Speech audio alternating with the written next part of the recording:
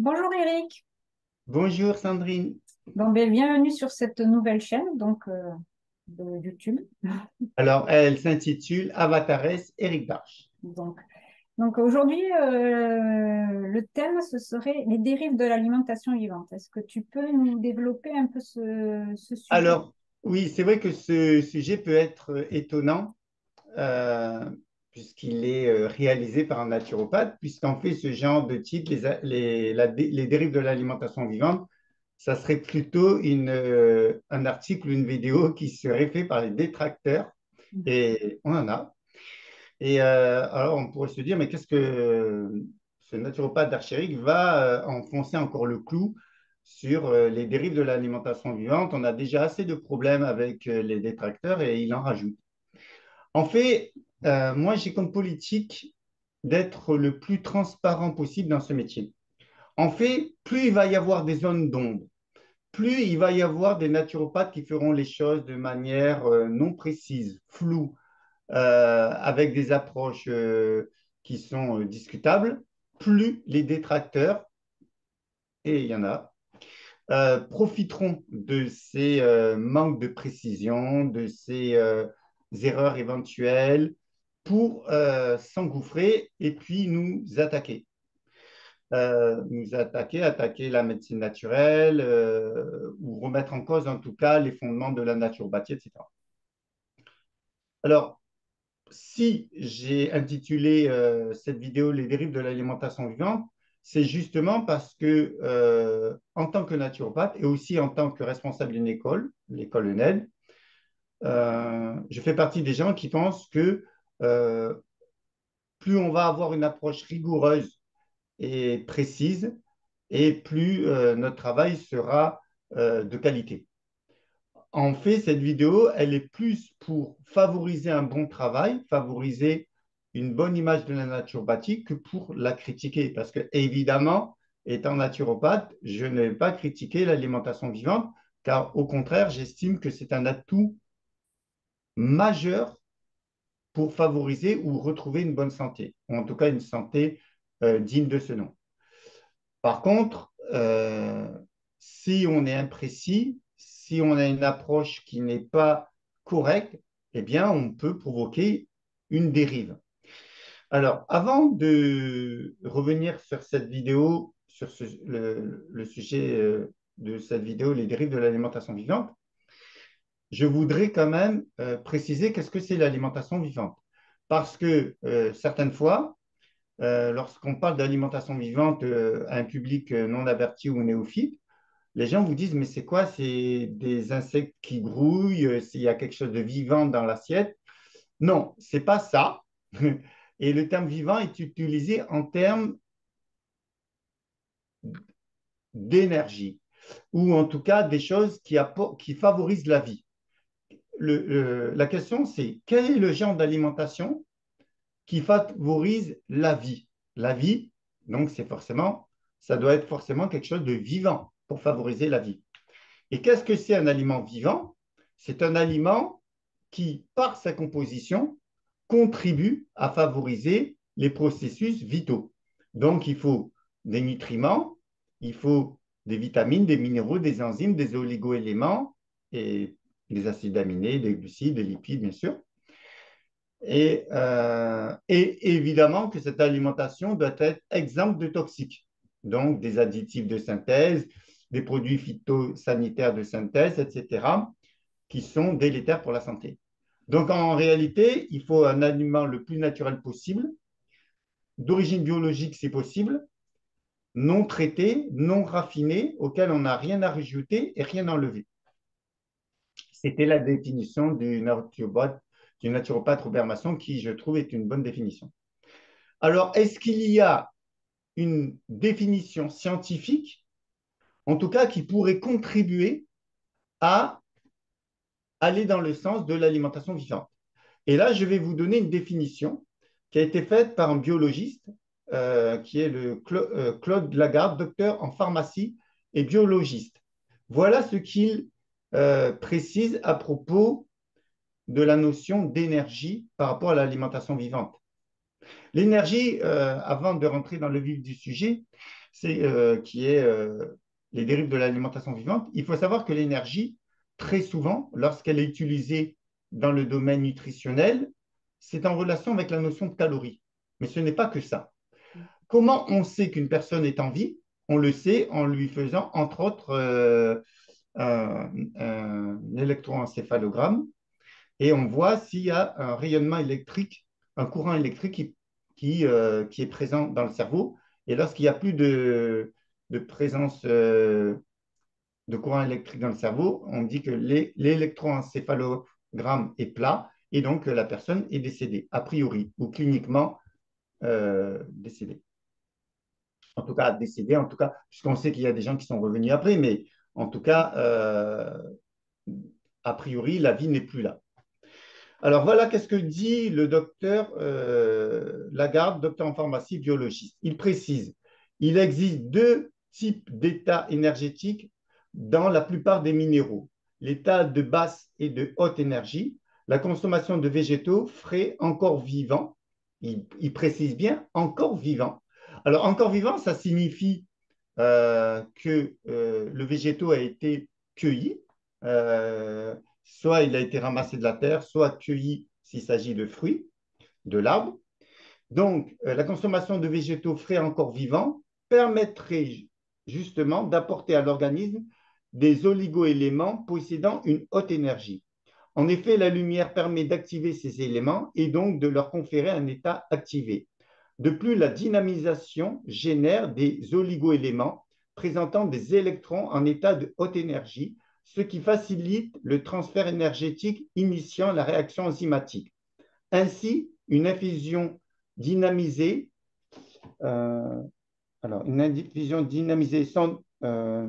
sans doute les oligoéléments contenus dans les plantes, puisque le choc thermique provoque des modifications électroniques.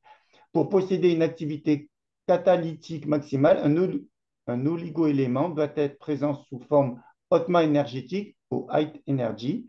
Cet état activé de l'élément minéral caractérise un oligoélément catalyseur dont les électrons disponibles et nécessaires à la réaction enzymatique se situent sur la couche 3D la plus éloignée de leur noyau. Bon, ça paraît très complexe et très scientifique comme définition, mais en tout cas, il existe une approche qui permet de comprendre que plus un aliment est vivant, entre guillemets, moins, c'est-à-dire extrait le plus tôt possible.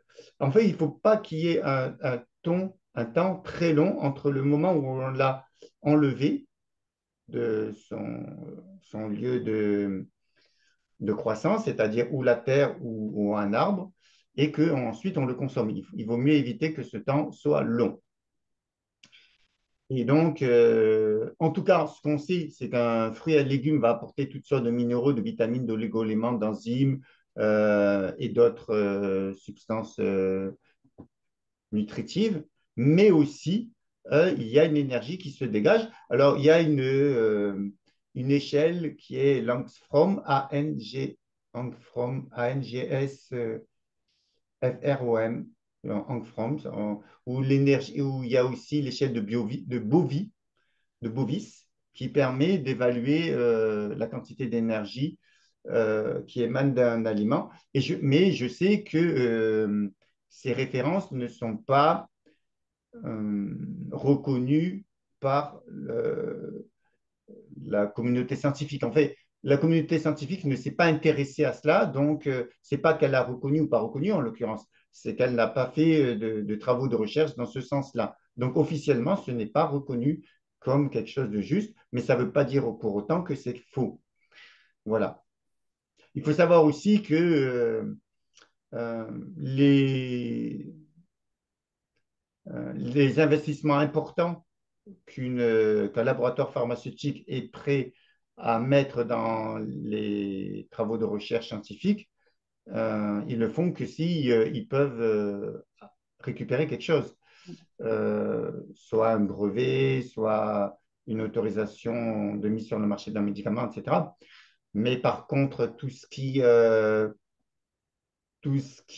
ne peut pas être breveté ou il n'y a pas d'intérêt financier, ils ne vont pas forcément faire des recherches là-dessus. C'est pour ça qu'il y a beaucoup de lacunes sur tout ce qui a trait aux aliments naturels parce que les organismes officiels d'État n'ont pas des budgets illimités comme les laboratoires pharmaceutiques et n'ont pas forcément toujours des raisons de s'intéresser à toutes les questions qu'on se pose. C'est pour ça qu'on dit que ce n'est pas validé scientifiquement. C'est très souvent parce qu'il n'y a pas d'intérêt économique, donc on ne met pas de moyens pour faire des recherches dans telle ou telle direction. Alors, ça, c'est bien. C'est bien quand même de définir ce que c'est un aliment vivant. Ensuite, il faut savoir aussi que concrètement, de manière factuelle, on s'aperçoit que lorsqu'on consomme des jus de légumes, lorsqu'on consomme des aliments vivants, eh bien, on voit sa santé plutôt s'améliorer que se détériorer, a priori. Moi, j'ai vu beaucoup de gens qui étaient carencés, qui avaient des états de santé fragiles ou délétères, voir leur situation s'améliorer. Donc, ce n'est pas du vent, ce n'est pas quelque chose, ce n'est pas une vue de l'esprit de dire que les aliments vivants contribuent à la santé. Ceci dit, et là maintenant je vais focaliser sur le sujet qui est les dérives de l'alimentation vivante, ce qui se passe, c'est qu'on s'aperçoit qu'aujourd'hui, il y a une dérive. Cette dérive, elle est due à quoi? Est-ce qu'elle est due au fait que les aliments vivants ne respectent pas ou ne répondent pas à leurs promesses, ou bien c'est qu'il y a d'autres paramètres qui sont à prendre en compte dans ce constat? En fait, moi, ce que je vois, c'est qu'il y a de plus en plus, enfin, de plus en plus, il y a pas mal de gens qui, peut-être de plus en plus, même par rapport à 15 ans, 20 ans, qui s'intéressent à l'alimentation vivante. Et donc, on voit des gens qui, en tout cas lors de consultations en naturopathie, qui viennent vous dire, ben moi, je consomme des aliments vivants et j'ai tel problème, et j'ai tel problème, et j'ai tel problème. Et alors la question, c'est est-ce que ce sont les aliments vivants qui sont à l'origine de ces problèmes ou est-ce que ce sont des erreurs commises dans la consommation de ces aliments qui sont à l'origine de ces problèmes? Et moi, j'opterais plutôt pour la deuxième option. En fait, ce qui se passe, c'est que, en tout cas, ce que j'ai remarqué, c'est que les gens qui consomment beaucoup, alors c'est quoi les aliments vivants? C'est souvent les aliments crus. Les crudités légumes, ça peut être carottes, betteraves, céleri, navets, etc. Ça peut être les jus de légumes, évidemment, les jus de fruits, et c'est là qu'il peut y avoir un problème, parce qu'en fait, les aliments vivants, on peut les proposer sous différentes euh, présentations, soit les consommer en graines germées, soit les consommer en pousses, en jus d'herbe, après, il y a les jus d'herbe, il y a les aliments à la croque, donc les légumes, les fruits, voilà, à peu près, et puis les plantes aussi. Voilà. En tout cas, les aliments vivants, c'est des aliments qui sont extraits de la nature et consommés le plus rapidement possible. Donc, on est en droit d'attendre une amélioration de la santé, une amélioration de sa santé lorsqu'on consomme ces aliments. Le petit problème, c'est que c'est dans la manière de les consommer qu'il peut y avoir des problèmes. Par exemple, je vais citer quelques exemples qui peuvent être commis par différentes personnes et qui sont à l'origine de troubles de santé. Par exemple, le fait de consommer trop de crudités, de manger du matin au soir des crudités. Il faut savoir que, en théorie, les crudités, c'est favorable pour la santé, il n'y a aucun doute là-dessus. Mais quand on en consomme trop, il faut savoir que les aliments crus demandent plus de capacité digestive pour être digérés que un aliment cuit.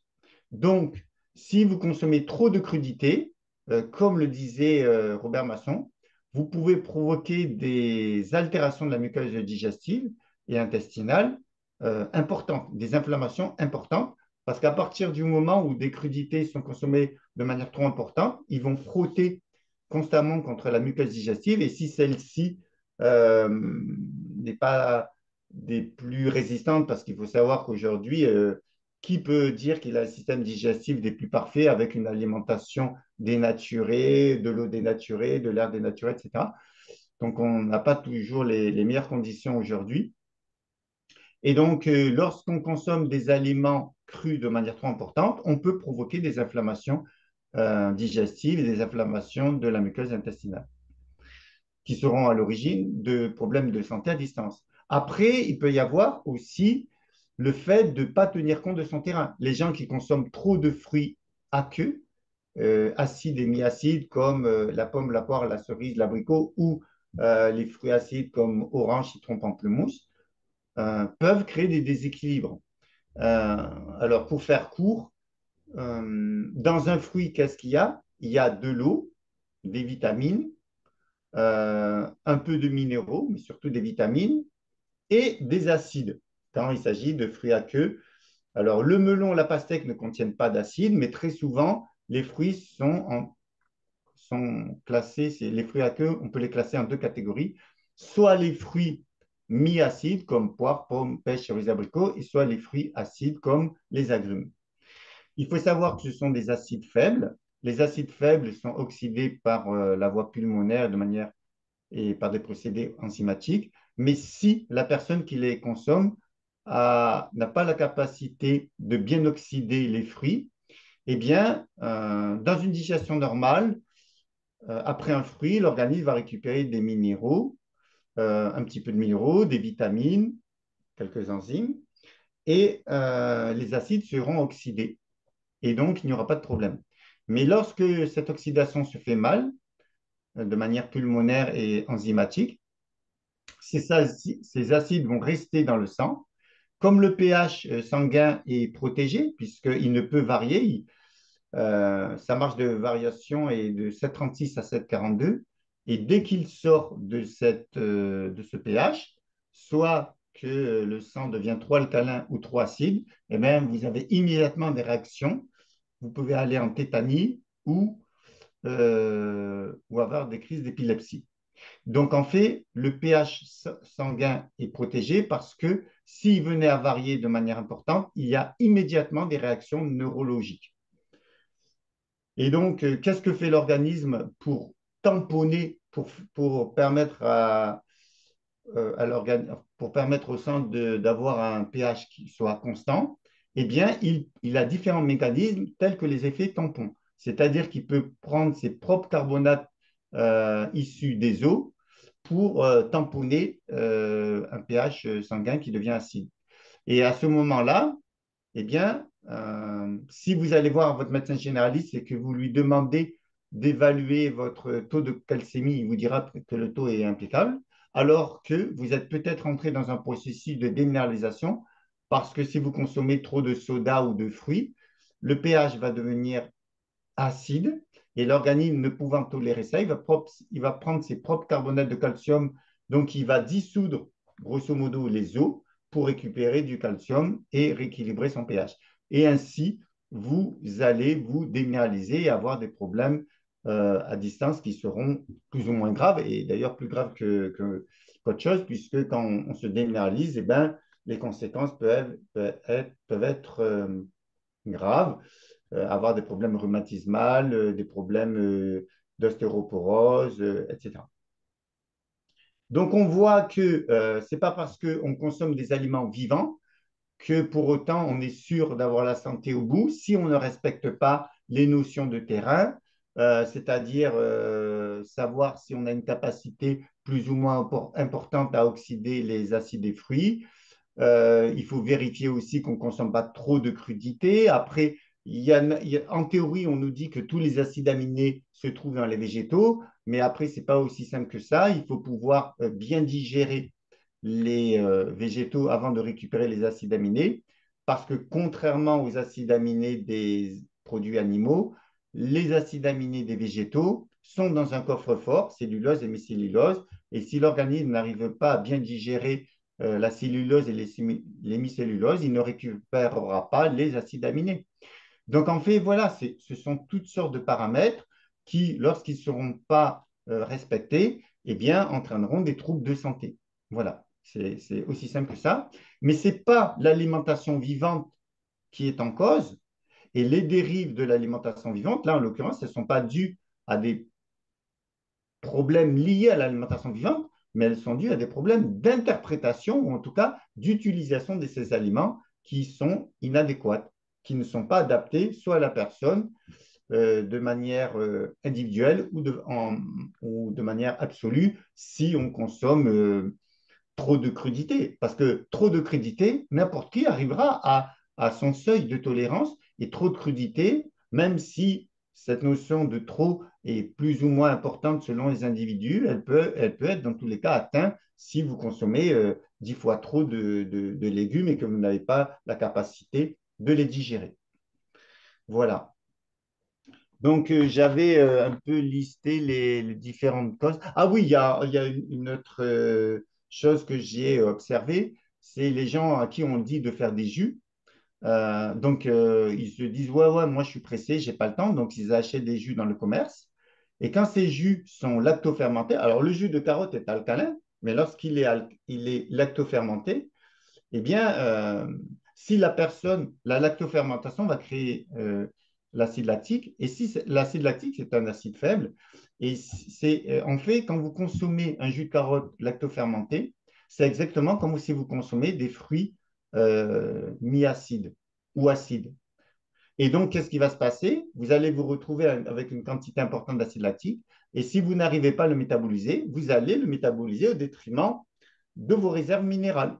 Et ainsi, j'ai eu une cliente patiente qui un jour est venue me voir et elle avait consommé des jus de légumes lactofermentés alors que moi, je lui avais préconisé des jus extraits à la maison d'origine biologique avec un extracteur de bonne qualité. Eh bien, elle a commencé à avoir ses gencives qui saignaient, ses dents qui commencent à bouger. Je lui ai dit d'arrêter immédiatement les produits lacto-fermentés. On a pris en parallèle a pris des compléments alimentaires pour se minéraliser. Et en l'espace d'un mois et demi, 2 mois, tout est rentré dans l'ordre. Et maintenant, ça fait plus de quelques années que cette expérience a été faite et les problèmes ne sont pas revenus.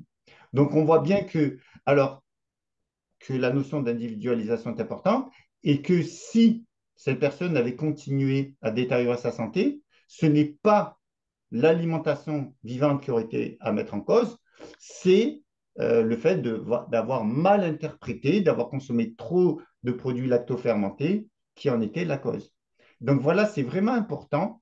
On fait cette vidéo, elle est plutôt là pour mettre en avant et présenter tous les bienfaits de l'alimentation vivante et expliquer que les déconvenus soi-disant liés à l'alimentation vivante sont plutôt liés à des erreurs d'utilisation et d'adaptation. Voilà. Est-ce que tu as des questions et combien de temps reste-t-il? Il doit rester à peu près 8 minutes. Oui, j'aurais dit Combien? 8 minutes à peu près. D'accord. Est-ce que tu as des questions? Oui, bon, mais déjà, ce qu'on peut dire, c'est comme dans beaucoup de choses, ce qu'il y a, c'est qu'il ne faut pas être dans l'excès, que ce soit du naturel ou non. Je interprète bien ce que tu dis. Et après, tu parles de terrain, mais les gens qui se connaissent pas trop bien, comment tu peux les conseiller comment ils peuvent savoir le terrain qu'ils ont? Eh bien, déjà, si ils connaissent pas leur terrain, la prudence et la modération, c'est toujours un atout.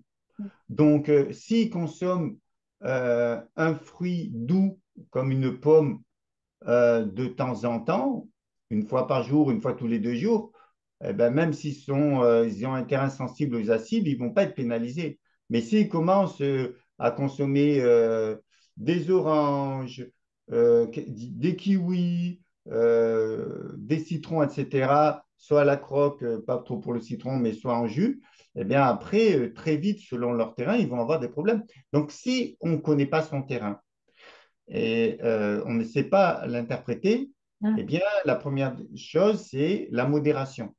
Ensuite, il faut savoir que les fruits acides, on les trouve plutôt dans les pays avec un climat chaud. Et ce n'est pas par hasard, c'est parce qu'il faut une certaine température, minimum 25 degrés, pour bien oxyder les fruits. Donc, les fruits acides ou mi-acides, mais surtout les fruits acides comme les oranges, les citrons, les pamplemousses, il vaut mieux éviter de les consommer en hiver et il vaut mieux éviter de les consommer si on est sous vital, si on a une difficulté à oxyder les fruits acides. Après, il faut un minimum de connaissances, mais si on n'a pas ce genre de connaissances, déjà, on peut aller voir un professionnel qui de santé qui va vous l'expliquer, mais on peut aussi et surtout être dans la modération. Et il y a beaucoup de gens qui ne connaissent pas toutes les lois de la nutrition, mais qui n'ont aucun problème parce que intuitivement ou par le bon sens, ils n'ont jamais fait d'excès. Et d'ailleurs, ça me fait penser à la vidéo qu'on a faite dans le cadre de l'école sur le témoignage d'une personne de 91 ans qui n'a pas de connaissance de nutrition et qui est en très bonne santé parce qu'intuitivement, quand on analyse son régime alimentaire, elle ne fait aucun excès. Mm. Donc, la modération et le bon sens permet de se mettre à l'abri de nombreux troubles de santé sans pour autant avoir des connaissances très pointues en nutrition. Après, si on a des connaissances très pointues, ça permet de consolider nos démarches et de savoir pourquoi on fait ceci ou pourquoi on ne fait pas cela. Mais c'est en tout cas un conseil que je donnerai D'accord. pour répondre à ta question. Voilà. Donc, de rester quand même plus vers le naturel, sans excès, Sur la modération et avec la modération. et savoir s'écouter aussi, non? Parce que Comment? savoir apprendre à... Alors, savoir s'écouter, c'est une formule comme ça qui est facile et Non, on peut la mettre dans toutes les sauces, mais savoir s'écouter, mais le problème, c'est que si la personne a, a des sens qui sont émoussés, comment voulez-vous qu'elle s'écoute? oui. Quelqu'un d'ailleurs qui a l'habitude de manger beaucoup de sucre, s'il s'écoute, il devra en manger de plus en plus. Ah, Donc, s'écouter lorsqu'on a des mécaniques biochimiques qui sont altérées par nos erreurs et on n'est pas toujours conscient de nos erreurs, c'est une formule qui est belle comme ça, vue de loin, savoir s'écouter, oui. mais celui qui est drogué, on peut être drogué avec des drogues chimiques, mais des drogues, l'alimentation aussi est une manière de se droguer. Eh bien, quand on est dépendant neurochimiquement de quelque chose, si on s'écoute, eh bien, on continue. Donc, savoir s'écouter, oui, tant que nos sens ne sont pas altérés, quoi. Donc, il faut rester curieux, mais aller vers des professionnels pour avoir les... Ah ben oui, si on ne sait pas, il vaut mieux se faire conseiller. Et puis, si on fait preuve de bon sens et de modération, eh ben, des fois, on peut passer entre les gouttes. Après, aujourd'hui, on est dans une société tellement polluée où tout est manipulé que d'avoir un minimum de connaissances, c'est quand même bien. Mais, parce qu'autrement, on est dépendant des autres quand on n'a pas de connaissances. Oui, oui, Voilà. donc il faut oui, retrouver quelque chose d'individuel, pas manger comme tout le monde, quelque part. Voilà, c'est ça.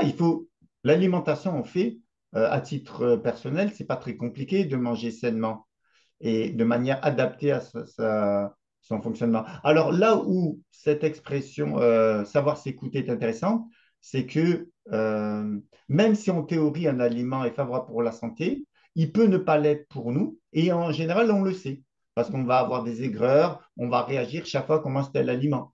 Et bien ça, oui, si on sait s'écouter, si on sait s'observer, on va arrêter de consommer ou en tout cas en consommer moins de tel ou tel aliment pour éviter de se faire piéger, entre guillemets. Ça, oui, la notion d'écoute à ce moment-là, elle a du sens. Mais quand il s'agit de connaissances un peu techniques et que la personne a modifié certains paramètres à son insu, Mm. parce que, par exemple, elle a consommé un peu trop de sucre, ben, les personnes qui sont hypoglycémiques réactionnelles, qui ont une mauvaise régulation de la glycémie, eh ben, ces gens-là, ben, s'ils s'écoutent, ils vont continuer toujours à en consommer plus. Mm. Donc, attention à cette notion de s'écouter.